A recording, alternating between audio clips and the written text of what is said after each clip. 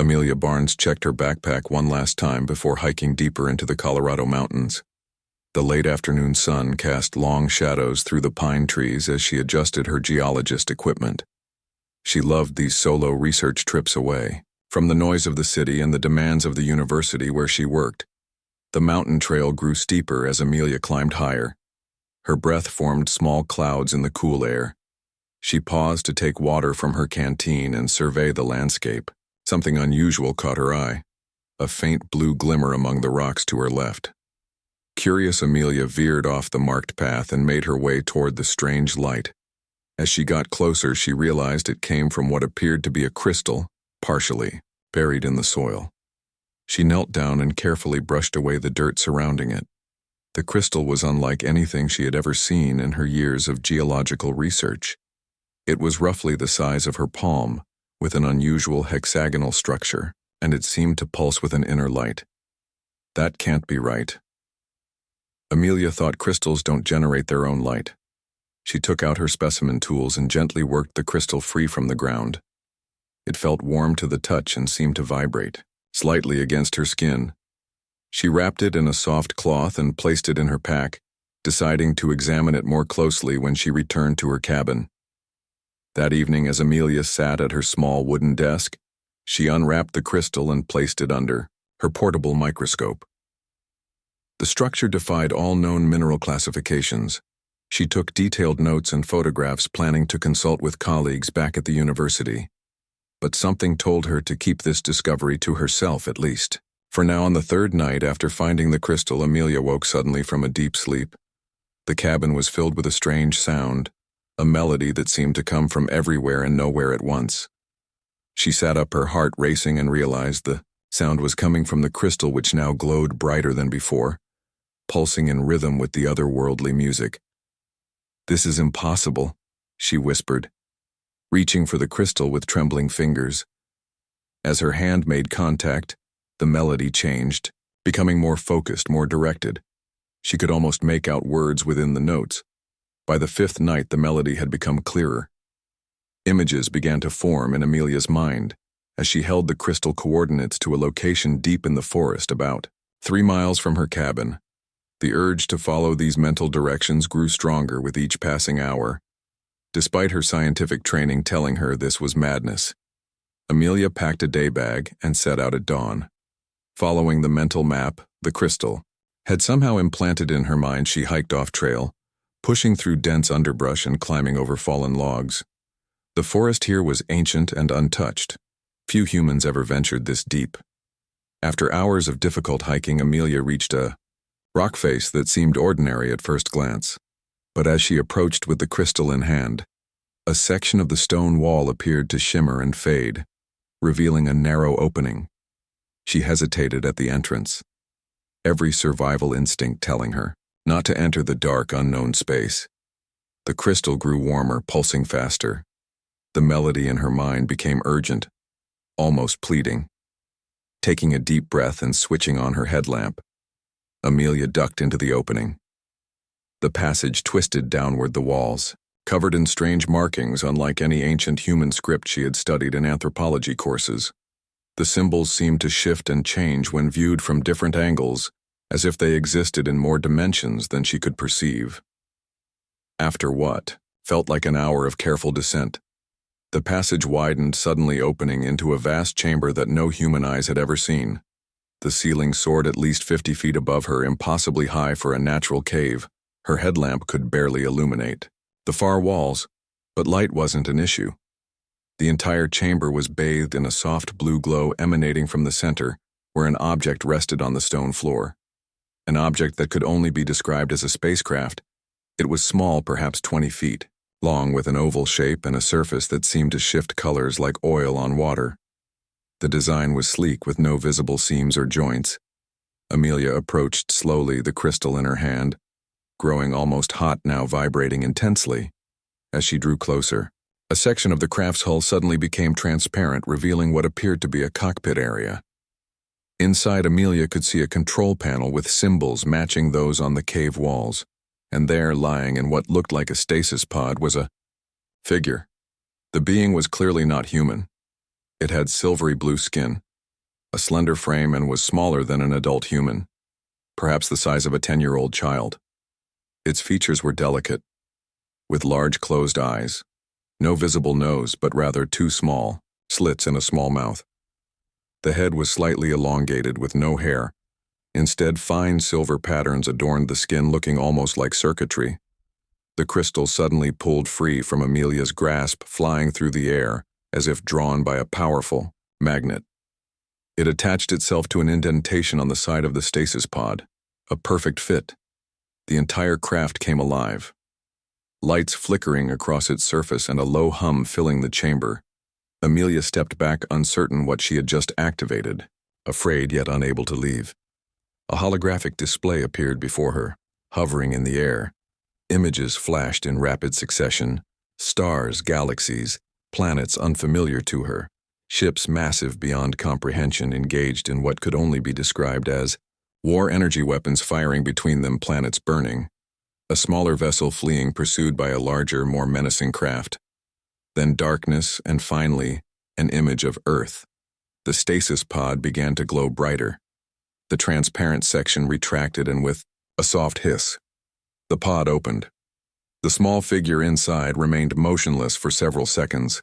Then its chest rose with a deep breath. Eyes opened, revealing irises that shifted colors like opals, containing all the hues of the spectrum. The being sat, up slowly, its movements graceful, despite having been in stasis. Its gaze fixed on Amelia, studying her with equal parts curiosity and caution. Nari the alien spoke directly into Amelia's mind. The voice was feminine, musical, with an accent impossible to place. "I have slept for 20 of your years." Amelia found herself unable to speak. Her scientific mind struggled to process what was happening. First contact with an extraterrestrial being was occurring in a cave in Colorado, with her as the sole human witness. "Who are you?" She finally managed to ask, her voice barely above a whisper. "I am Nari, daughter of Queen Lysithea of the Celestial Harmony." The mental voice replied, "The crystal called to you because you are compatible. Your genetic structure allows you to hear its song. Few humans possess this trait." "What do you want from me?" Amelia asked, finding her courage to return home. Nari answered simply, "My mother believes I perished during the Voidwalker assault. I was sent away for protection, but our ship was damaged. We crashed on your world. My guardian died protecting me. The stasis pod kept me alive but could not signal home. The crystal was programmed to seek help from compatible species." It was then that Amelia realized the magnitude of what was happening. The fate of this alien princess now rested in her hands. Amelia sat on a smooth stone across from Nari, trying to absorb everything the alien had told her. The small being moved with surprising grace, despite having been in stasis for 2 decades. Her silvery blue skin seemed to shimmer in the cave's lighting, creating patterns that shifted with her movements. "I was only a child when the attack happened." Nari explained, her mental voice carrying emotions that transcended species barriers. "My mother, the queen, faced threats from a faction called the Voidwalkers. They believe all lesser technological species should be harvested for resources. My people, the Lysithians, believe in observation and peaceful coexistence." Amelia frowned. "What does that mean for Earth?" Nari tilted her head in what seemed like sadness. "Earth has been under observation for centuries. Your species shows great promise, but also concerning tendencies towards self-destructive behavior. The Galactic Council debates whether to make contact or wait until humans resolve their conflicts. Were you sent away during the attack?" Amelia asked. "Royal bloodlines carry genetic memories," Nari replied. "If the Voidwalkers had captured me, they could have extracted information about all our outposts, including those on Earth. My guardian, Talon, was ordered to take me to the protected worlds until the conflict ended. But we never made it. Our ship was damaged in the escape. We crashed here. Talon used the last of his life energy to place me in stasis and program the crystal to find help." Amelia processed this information. Her scientific mind cataloged the implications while her human heart responded to the lost princess before her. "How can I help you return home?" Nari stood and approached a panel on the small craft, touching symbols that lit up under her fingers. "We cannot contact my people directly from here. The signal would be too weak to reach across the void between stars. We must travel to the ancient beacon. Ancient beacon. Amelia repeated yes. Nari confirmed.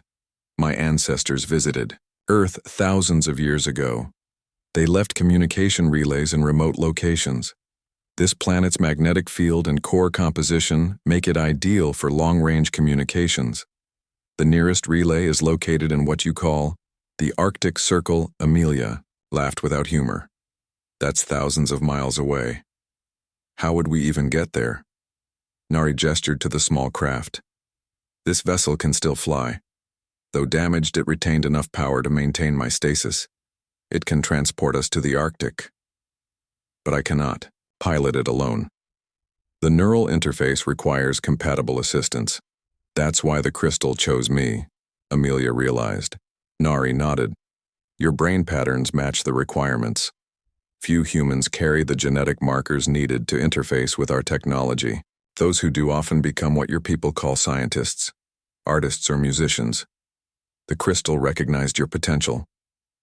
1,000 questions raced through Amelia's mind. What would happen after they reached this beacon? Would Nari simply leave Earth forever? Would humans learn about the existence of alien life? What would the governments of the world do if they discovered Nari? If I help you? Amelia began carefully what happens afterward. Nari considered the question. Contact between our worlds is inevitable, but the manner of first contact matters greatly. The Galactic Council has protocols. Your authorities would react with fear if they discovered me. They would dissect my craft, seek to weaponize our technology. That path leads to quarantine. Earth would be isolated, considered too dangerous for open relations. And if we succeed, Amelia asked, then I can speak for humanity as witness to your compassion. Nari replied, my mother is influential on the council. Your help would be remembered. My people believe in balance. All debts must be repaid. A human who aids the return of a royal daughter would earn consideration. Amelia stood and paced around the chamber. The rational part of her mind screamed that this was insanity. She should contact. Authorities notify her university colleagues she was a geologist, not a pilot or diplomat. But something deeper compelled her. The crystal had chosen her. And looking at the small alien princess, she felt a strange protective instinct.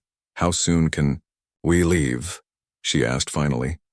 Nari seemed to relax, her posture changing subtly. The craft needs 6 hours to complete its recharge cycle.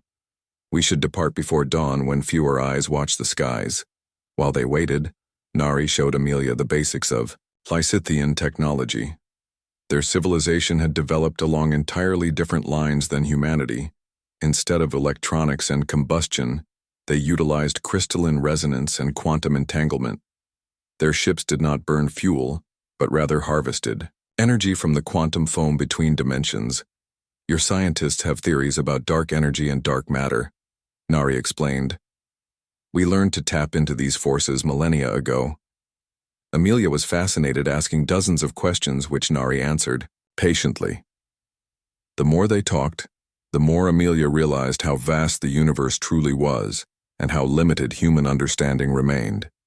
Despite her advanced degrees and years of research, she felt like a child learning the alphabet.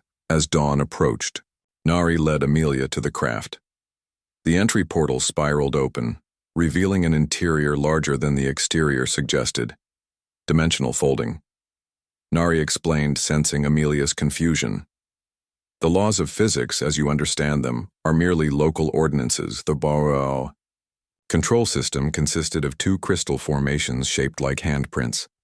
Nari placed her small hands on one set, gesturing for Amelia to mirror her actions on the other.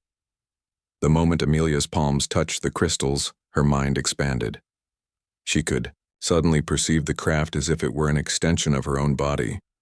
She felt its systems, its damages, its capabilities flowing through her consciousness like new senses awakening. The navigation controls responded to thought. The propulsion system hummed with potential energy. Nari guided her through the process, showing rather than telling how to operate the alien technology. Together they activated the cloaking system, a field that bent light around the craft, rendering it invisible to human detection systems. The cave ceiling above them shimmered and parted, revealing the pre-dawn sky. The craft rose silently, floating out of its underground sanctuary and into the air above the Colorado wilderness. Amelia gasped as the world fell away, beneath them the mountains shrinking to ripples in the landscape. The craft accelerated northward, moving faster than any human aircraft, yet producing no sonic boom, no turbulence. The ride was perfectly smooth, as if they floated on an invisible current. "We travel between the moments," Nari explained. "Our velocity exists partially outside normal space-time. This allows us to move quickly without disturbing the air around us." As they flew, Nari explained more about her people. The Lysithians had evolved on a world with 3 moons and a red giant sun. Their biology utilized different elements than Earth life. They processed information through a distributed neural network rather than a centralized brain. Their lifespans typically reached 500 Earth years. Nari, at 50, was considered barely an adult. The Galactic Council, which governed interstellar relations, included 17 species from different star systems. Some, like the Lysithians, were ancient, having achieved space travel millions of years ago. Others were newer additions. Earth would eventually be considered for membership if humans could overcome their territorial instincts and unify their planet. But the Voidwalkers represented a constant threat. They believed technological advancement was the only true measure of worth. Primitive species were resources to be used, not equals to be respected. They had attacked the Lysithian homeworld, seeking control of the quantum fold technology. "My mother led the defense," Nari said, pride evident in her mental voice. "The Voidwalkers were repelled, but at great cost. The war continues in distant sectors as the craft soared over the central United States." Amelia noticed something on the sensor displays, red indicators, pulse near their position. "We are being tracked." Nari confirmed, "Your military has detected an anomaly in their airspace. The cloaking system hides us from visual detection, but our quantum wake leaves traces their instruments can detect faintly. Can they catch us?" Amelia asked. "No," Nari replied. "But they will try. They will notify your government. Your authorities will begin searching for unusual signals or activities. Their protocols for potential extraterrestrial contact are primitive and fear-based." Amelia felt a chill run through her. "What happens if they're waiting for us at the Arctic beacon? Then we must be very careful." Nari said, "The beacon must be activated regardless of the risk. My people must know I survived. The alternative is to remain stranded on Earth forever." By midday, their craft hovered over the vast Canadian wilderness. Nari adjusted their course, veering toward a remote area of the Northwest Territories. "We need to land and rest," she explained. "The vessel requires time to recalibrate its quantum field. Stabilizers continued flight risks detection." Amelia nodded, feeling the strain of maintaining neural connection with the ship technology. Her mind had begun to ache from processing so much unfamiliar information. Nari guided the craft down into a densely forested valley beside a small lake. The cloaking field remained active as they touched down with barely a whisper. Once landed, Nari showed Amelia how to properly disconnect from the control interface. The process left her dizzy and disoriented, as her perception snapped back to normal human senses. The alien princess produced small blue cubes from a compartment, explaining they contained concentrated nutrients compatible with human biology. As they ate, Amelia checked her phone, surprised to find she had service even in this remote location. Breaking news alerts filled her screen. Unidentified aerial phenomenon tracked over Midwest military scrambles. Jets to investigate possible security breach. Experts speculate on experimental aircraft or foreign surveillance. They know something passed through their airspace. Nari observed, reading the screen over Amelia's shoulder. But they do not understand what they detected. Amelia scrolled through more alerts, feeling increasingly concerned. Eyewitness. Reports describe seeing nothing but feeling a strange pressure change as something invisible passed overhead. Some claimed electronic devices malfunctioned momentarily. Government officials had issued bland statements, neither confirming nor denying. "Anything unusual? Do you think they'll connect this to my disappearance?" Amelia asked. My university colleagues will notice. Am missing when I don't return on schedule. Nari considered this, perhaps. But they will look for conventional explanations first. Your authorities resist acknowledging phenomena outside their understanding. Human governments prefer comfortable lies to uncomfortable truths is that why your people never contacted us officially. Partly, Nari admitted the Galactic Council has strict protocols for first contact. Species must demonstrate certain developmental milestones. Technological advancement alone is insufficient. There must be planetary unification, ethical treatment of lesser species, sustainable resource management. Human civilization meets some criteria but not others. What happens if Earth fails these tests? Nari hesitated. Nothing immediate. We simply continue observation. The Council is patient. Earth would be re-evaluated periodically. Some species take thousands of years to achieve readiness. Amelia laughed bitterly. So we're like children being monitored from afar, more like adolescents. Nari corrected, capable of remarkable achievements, but also dangerous. Impulsive, short-sighted humanity stands at a critical juncture. Your decisions in the next century will determine whether you join the greater community or remain isolated. Their conversation was interrupted by a distant sound of helicopter rotors. Nari tensed. They are expanding their search pattern. We should move soon, but on land. The craft signature is too easily detected now that they are actively looking. They gathered essential supplies from the ship, including the crystal and a small device Nari called a universal translator. The translator would allow them to communicate without the mental link, which was becoming taxing for Amelia, with prolonged use. They hiked away from the landing site, moving deeper into the forest. Nari explained they would travel overland for a day before risking flight. Again, her people had detailed maps of Earth, including terrain that would shield them from surveillance as they walked. Amelia learned more about the Lysithian culture. Their society operated on principles of harmony and balance. Leadership positions were earned through demonstrated wisdom, rather than inherited or seized through force. Queen Lysithia had risen to power after successfully mediating a conflict between two other species, saving billions of lives. We believe the universe tends toward order and cooperation. Nari explained conflict and destruction are temporary states, not natural conditions. Voidwalkers see this as weakness. They believe strength comes through domination. What they fail to understand is that domination always creates resistance. Unity creates resilience. Does Earth have a chance? Then Amelia asked. We seem pretty focused on conflict. Nari paused, considering the question. Your species is young. There is hope, your art, your music, your capacity for empathy. These qualities suggest potential. My mother sees promise in humanity. This is why she established observation posts on your world. They made camp as darkness fell, constructing a small shelter from materials in the forest. Nari demonstrated technology that kept them warm without fire, preventing thermal detection from above. The night sky blazed with stars far from city lights. Nari pointed out constellations, naming star systems that hosted life worlds that humans might one day visit.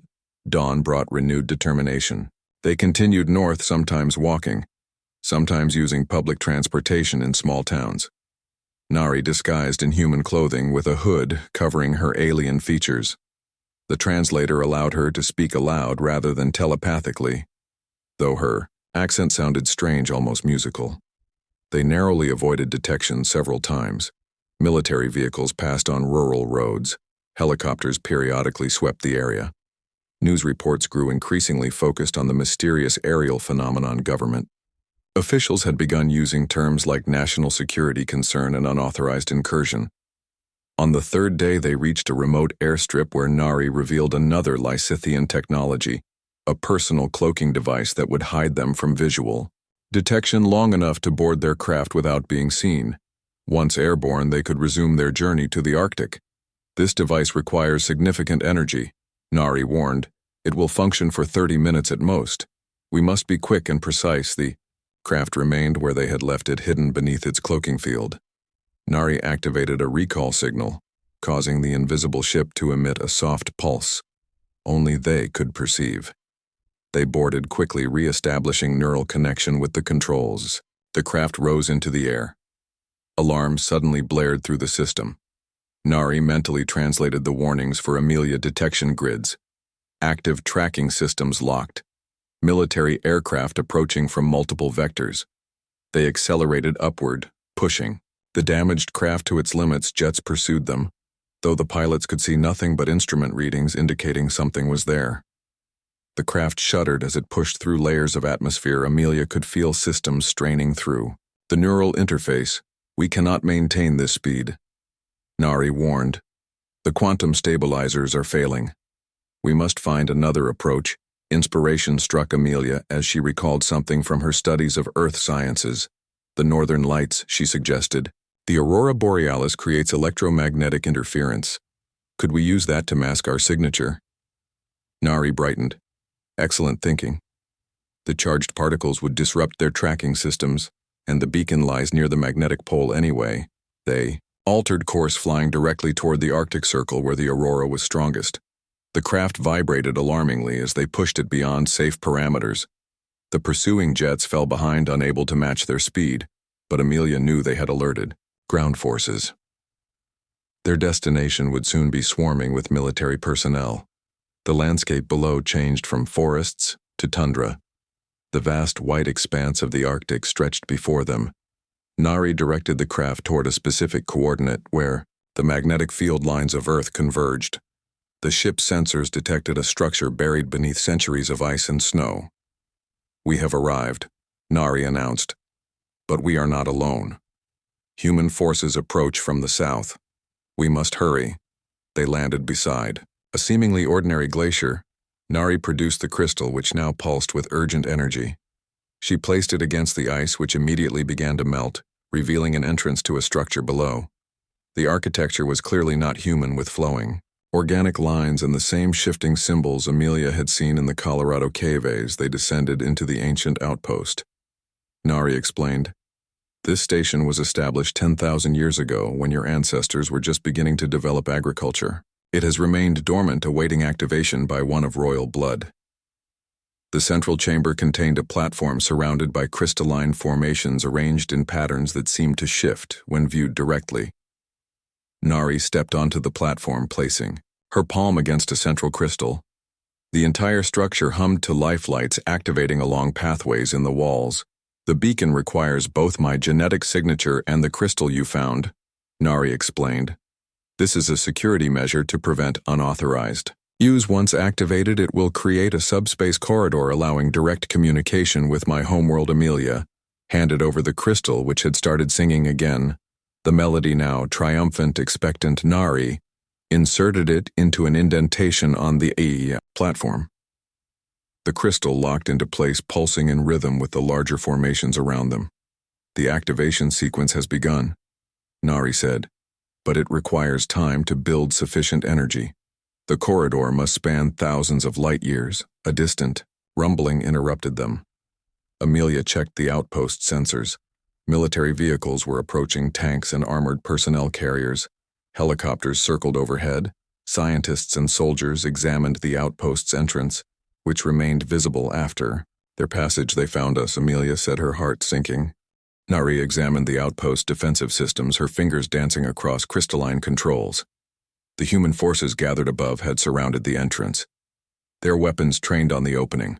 Voices echoed down the passage as soldiers prepared to enter. This facility has non-lethal deterrence, Nari explained, activating a sequence of commands: sonic barriers, energy fields, memory disruptors.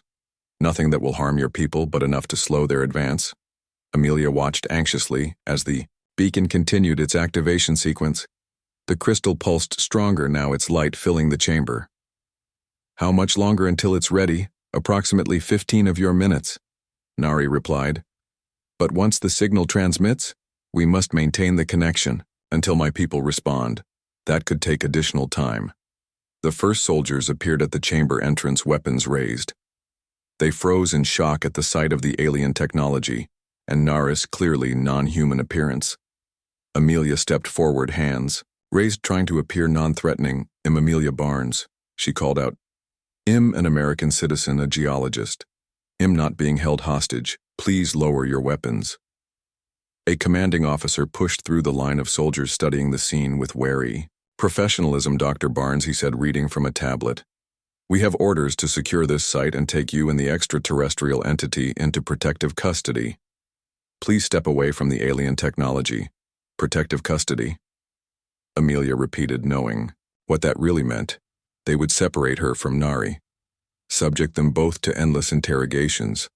The alien princess would become a research subject, her technology dismantled and weaponized. Her beacon signal never completed. I can't do that, sir, she replied. This is first contact with a peaceful civilization. Their princess crashed on our world years ago. Helping her return home. Interference now could damage humanity standing among the stars. The officer frowned. Ms. Barnes, you're not authorized to conduct diplomacy on behalf of Earth. Please comply with our directives. More personnel are entering the facility as we speak. Resistance is pointless. Nari spoke the translator, converting her thoughts to English. This beacon must complete its cycle. Interruption risks quantum instability. Your weapons technology could trigger a cascading reaction. The officer hesitated, clearly unprepared for direct communication with an alien being. His radio crackled with voices demanding updates. Higher authorities were being consulted. Scientists were en route asking for the facility to be secured, but not damaged. Amelia sensed an opportunity. Commander, what is your name? Lieutenant Colonel Gary Wilson. Mom, Colonel Wilson, Amelia said respectfully. History is happening. Right now, your actions will be remembered. We're not asking you to stand down completely just to allow the beacon to complete its cycle. Then representatives of your government can speak directly with the Lysithians. Wouldn't that be preferable to an international incident? Wilson considered this, clearly weighing his orders against the unprecedented situation. Orders were clear, but incomplete. No protocol existed for peaceful first contact. The situation was escalating beyond his authority. How do I know this beacon isn't a weapon, he asked.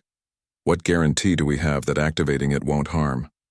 Earth Nari stepped forward carefully. My people have observed your world for centuries. If we wished harm, we could have caused it long ago.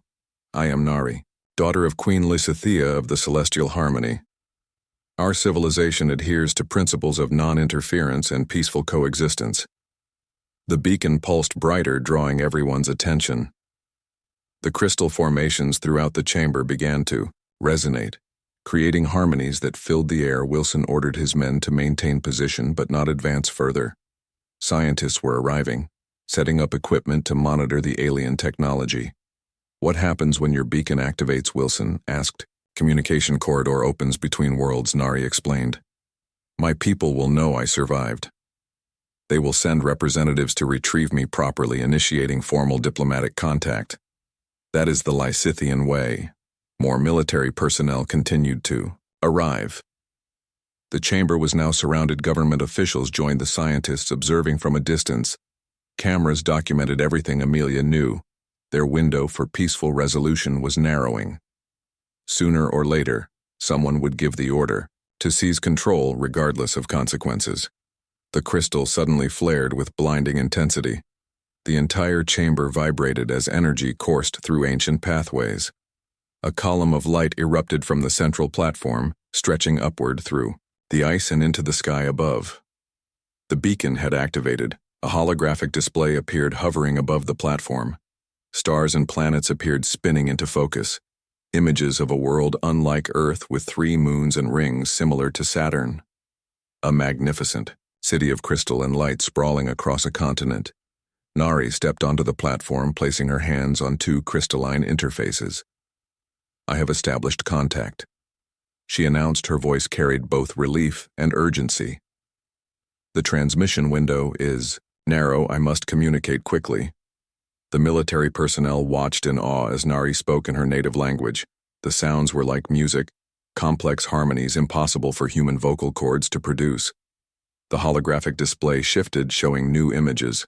A massive fleet of vessels, elegant and powerful, The royal palace. A figure that resembled Nari but taller, more regal, Queen Lysithea. Wilson received new orders through his communications device, his expression grave. "Dr. Barnes," he said, "the president has been briefed. A national security team is en route. You and the alien are to be transported to a secure facility for debriefing. All technology in this structure is to be quarantined." Amelia felt despair rising. They still didn't understand the consequences of treating Nari as a prisoner seized against her will, the damage it would do to Earth standing among advanced civilizations. The beacon continued to pulse its signal, now reaching across the void between stars. The connection had been established, but would Nari's people respond in time? The holographic display suddenly shifted again. A new image appeared, a massive ship approaching Earth, smaller vessels deploying from its hull. Wilson barked orders into his radio requesting air support defensive measures. "Colonel, wait," Amelia pleaded. "Threatening actions now would be catastrophic. Those ships aren't hostile. They're responding to the beacon." "Nari, tell them." The princess looked up from the communication platform. Her expression was radiant with joy. "They come," she said simply. "My mother leads them personally." The queen would not entrust this task to others. Alarms sounded throughout the human military installation. Fighter jets scrambled. Missile systems went on high alert. A fleet of unknown vessels was approaching Earth faster than any human technology could intercept. Wilson received continuous updates, his face growing paler with each report. Nari worked frantically at the platform, her hands dancing across controls. "Send no challenges," she urged the human commander. "Your weapons cannot affect Lysithian vessels, but hostile actions will be noted. Open communication is possible." "I can facilitate." Wilson hesitated, torn between training and the unprecedented reality before him. Finally, he made a decision. "Patch me through to your command," he told Nari. "He'll try to prevent defensive measures." Nari nodded gratefully, creating a connection that allowed Wilson's voice to reach his superiors.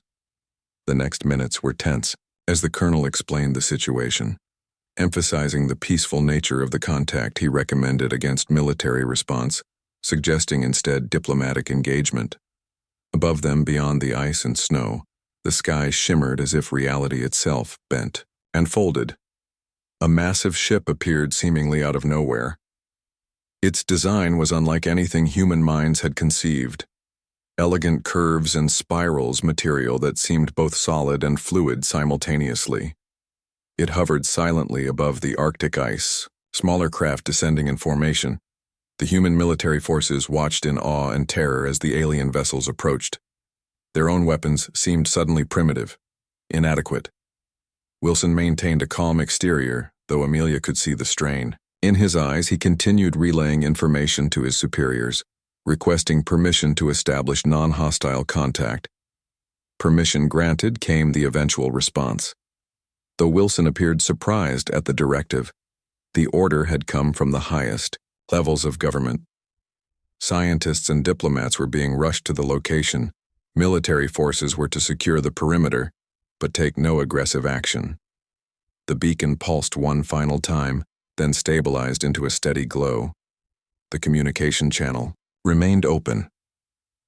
Nari stepped back from the platform, her eyes shining with emotion. "They have arrived," she told Amelia. "My mother comes herself." A beam of light appeared in the center of the chamber, causing the human soldiers to raise their weapons instinctively. Wilson ordered them to hold position. The light intensified, then coalesced into a figure queen. Lysithea stood before them, her presence commanding immediate respect. She was taller than Nari, her skin a deeper blue with intricate patterns that seemed to shimmer within her light. Her eyes fixed first on her daughter, then on Amelia. Wilson stepped forward, straightening his uniform. "Mom," he began awkwardly, "I'm Lieutenant Colonel Gary Wilson, United States Army. I'm not authorized to speak for my government, but allow me to welcome you to Earth." The Queen regarded him with ancient eyes. Her voice when she spoke seemed to resonate within the minds of everyone present, translated perfectly into each person's native language. "I acknowledge your greeting, human soldier. But my first words on this world must be for the one who returned my daughter. Queen Lysithea moved with fluid grace across the chamber to embrace her daughter. The reunion silenced everyone present. The emotions transcended species, the love between mother and child, universally recognizable. After a moment, the queen turned, again to address the humans. Your species stands at a crossroads, she declared. Today marks the beginning of a new chapter for humanity. We have watched you grow, struggle, fight among yourselves. Now you must decide whether to join the greater community of sentient beings. More officials had arrived, representatives from multiple governments, scientists, diplomats, military commanders. They entered the chamber cautiously, overwhelmed by the alien technology and the presence of the queen. A woman in a formal suit stepped forward, identifying herself as an envoy from the United Nations. Your Majesty, she began, we are honored by your presence. Though we are unprepared for this meeting, we hope to establish peaceful relations between our worlds. Queen acknowledged her with a slight nod. Humanity is never fully prepared for evolution, yet it comes nonetheless. The Galactic Council will need to re-evaluate Earth's status sooner than planned. Your world was scheduled for another century of observation. Before contact, another official pushed forward. What gives you the right to observe us without consent, he demanded. The Queen seemed unperturbed by his tone. The universe is vast, but resources are finite. Thousands of species vie for recognition and protection. The Council must be selective. Primitive species often destroy themselves when given advanced technology or knowledge of greater powers. We observe to determine readiness. Nari moved to stand beside her mother, but her gaze remained on Amelia. They had traveled so far together, formed a bond that transcended their biological differences. Mother, she said, I request that Amelia Barnes be named ambassador. She understands our ways and has proven her character through her actions. The Queen considered this, then nodded, a wise suggestion. The human who returned a princess shall represent humanity as we begin the delicate process of introduction. Protests erupted from the government officials. Each nation wanted their own representative, their own access to alien technology, their own diplomatic channels. The situation threatened to devolve into the very conflict that had kept Earth isolated. Amelia stepped forward, finding courage she never knew she possessed. With respect, she said, addressing both the Queen and the human officials. I am a geologist, not a diplomat, but I have seen firsthand what cooperation between our species can achieve. I accept this responsibility. Though I cannot speak for all humanity, I can promise to work toward peaceful understanding. Queen Lysithea smiled, an expression surprisingly similar to a human one. We expect nothing less from the one who heard the crystal song and brought our lost daughter home. The galaxy is vast, but connections between sentient beings bridge even the greatest distances. You have proven this truth. Amelia Barnes. The Queen turned to address the assembled humans. Your governments will want to negotiate separately, seek advantage position for power. This is expected, but know this. Earth enters the galactic stage as one world, not as fractured nations. The Council recognizes planets, not territories. Your internal borders mean nothing beyond your atmosphere. A military general stepped forward, his medals glinting in the chamber's light. What happens now, he asked. Your ships hover above our world. Your technology far exceeds our own. How do we know this isn't the beginning of an occupation? The Queen's expression remained serene. If conquest were our intention, human, would we announce ourselves? Would we stand before you in peace?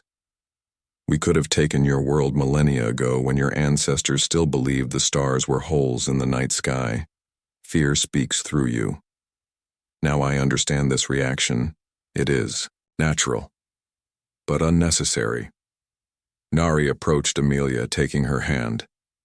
The connection between them had grown during their journey, transcending their physical differences. You changed everything, Nari said softly. You could have turned me over to your authorities, sought personal gain. Instead, you chose to help without knowing the outcome. Such choices define true intelligence. Diplomats were already establishing protocols for official meetings. Representatives from major world powers requested audience with. The Queen scientists cataloged the ancient outposts, studying technology beyond their comprehension. Military forces maintained their presence, but with weapons lowered. The first tentative steps toward peaceful contact had begun. Over the following days, Amelia found herself at the center of historic events. As Earth's first ambassador to the Lysithians, she helped translate not just language but cultural concepts. Her scientific background proved invaluable as she explained human society to the aliens while helping humans understand Lysithian perspectives. Queen Lysithea established temporary residence in the Arctic outpost. Smaller Lysithian craft visited major cities worldwide, allowing humans to witness their presence directly global. Communication networks carried images of the alien vessels to every corner of Earth. The revelation that humanity was not alone in the universe changed everything. Religion, politics, science, culture all faced profound reconsideration. Nari worked alongside Amelia, guiding her through the complexities of intergalactic diplomacy. Their friendship deepened into a partnership that bridged worlds. The princess, who had spent 20 years in stasis on Earth, now helped humanity take its first steps into the cosmic community. Not all reactions were positive. Fear and suspicion remained strong in many quarters. Religious extremists declared the aliens demonic. Political leaders worried about losing power in a unified Earth. Military strategists planned for worst-case scenarios despite all evidence of Lysithian peaceful intentions. Human nature struggled against the pull of greater awareness.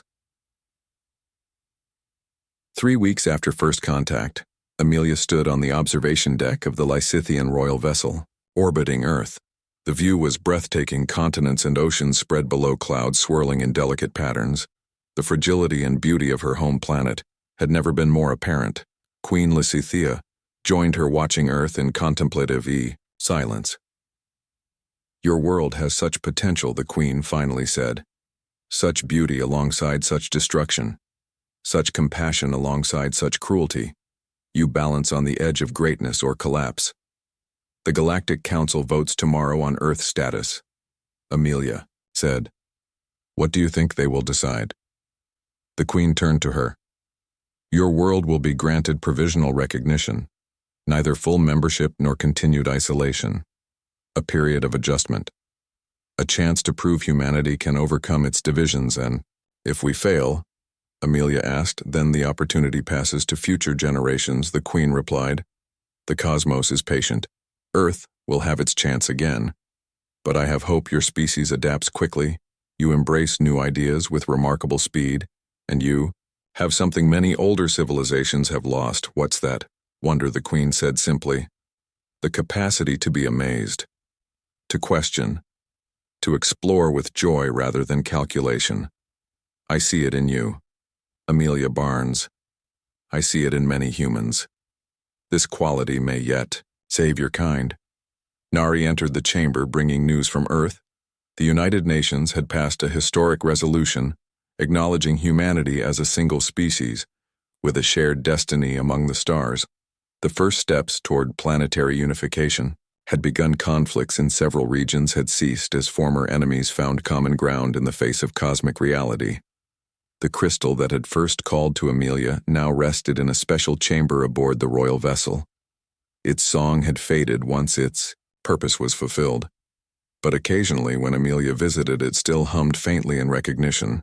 Like all Lysithian technology, it retained a connection to those who had wielded it. Queen Lysithea prepared to return to her homeworld, taking Nari with her. But this was not an ending, merely a new beginning. Regular diplomatic missions would connect Earth and Lysithea. Exchange programs would allow humans to study alien culture and technology, while Lysithians learned more about the unique creativity of humanity. On her final night aboard the royal vessel before returning to Earth, Amelia stood with Nari, watching the stars. Their journey together had transformed both of them, in helping an alien princess find her way home. Amelia had helped humanity find its place in the universe. "Our paths will cross again," Nari promised. "The distance between worlds is nothing compared to the connection between kindred spirits, and we are kindred, you and I." Different in form but alike in essence. Amelia smiled, knowing it was true. She would return to Earth as humanity's first cosmic ambassador. Her life would never be the same, but then neither would humanity's. The Queen had lost a daughter years ago, and a human had brought her home in doing so. That human had opened the door to the stars for her entire species. As dawn broke over the Arctic, the transfer vessel descended, carrying Amelia back to Earth. The human military stood down, negotiations continued, and humanity took its first tentative steps into a much larger universe. All because one human heard a song that was never meant for human ears and chose to follow where it led. The story of Amelia Barnes and Princess Nari spread across Earth, becoming legend. The geologist who befriended an alien princess. The human who proved humanity's worth through compassion and courage. Children looked to the stars with new understanding.